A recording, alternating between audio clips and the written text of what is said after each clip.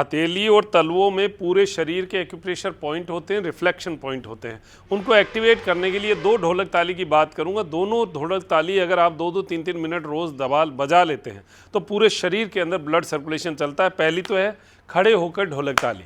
अब खड़े होकर ढोलक ताली आपका अभ्यास होना चाहिए। आपकी हिप्स जो है वो लचीले होने चाहिए, ना भी हों तो आप अभ्यास शुरू कर दो, ये लचीले हो जाएंगे अपने आप ही। आपके पाँव ऊपर उठने शुरू हो जाएंगे, आपकी थाइज, आपकी हिप्स एकदम खुल जाएंगी और ये अभ्यास आपके तलुओं में लगी हुई चोट के माध्यम से पूरे शरीर के नस नाड़ियों में ब्लड का सर्कुलेशन बढ़ाने का काम करता है। ये अभ्यास आप 10-20 गिनती से शुरू करें, बढ़ाते बढ़ाते 50-100 गिनती तक ले जा सकते हैं।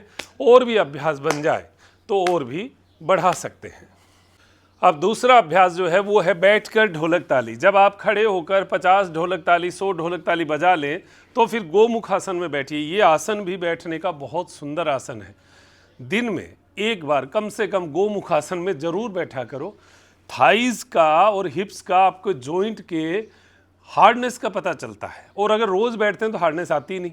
तो मूल काम तो है नियमितता, और उसके अंदर जब आप अभ्यास और कर लें तो आपको कई गुना लाभ देखने को मिलते हैं। यहाँ पर तलवों को इस तरीके से ऊपर मुंह करके रखिए और बैठे बैठे दोनों हाथों से ढोलक ताली बजाएंगे। ढोलक ताली का लाभ इसलिए भी है कि आप ऑपोजिट पैर में ऑपोजिट हाथ से चोट लगाते हैं तो पूरे शरीर का एक सर्किल बनता है। जब एक्यूप्रेशर इस तरीके से आप चोट लगाते हैं तो वो जो पॉइंट्स हैं वो सारे एक्टिवेट होते हैं। अगर इस हाथ में लीवर का पॉइंट है तो इस पैर में हार्ट का पॉइंट है, इस हाथ में हार्ट का पॉइंट है तो इस पैर में लीवर का पॉइंट है। जब आप ये एक्टिवेट करते हैं तो हर अंग तक एक चोट जाती है। वो चोट जो है वो उसके अंदर एक वाइब्रेशन पैदा करती है और एक्यूप्रेशर पॉइंट को एक्टिवेट करती है।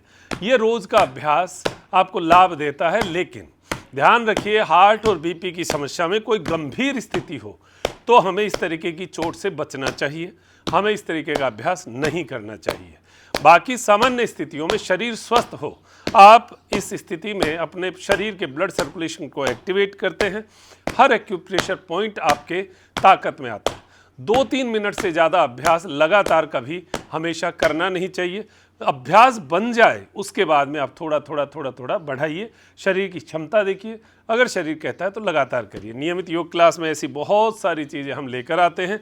आप नियमित योग क्लास में जुड़ सकते हैं। नियमित करेंगे तो लाभ मिलेगा, देखते रहेंगे तो कोई लाभ नहीं है। इसलिए करने का विश्वास करिए और योग का अभ्यास करिए। बहुत बहुत धन्यवाद। नमस्कार। जय हिंद, जय भारत।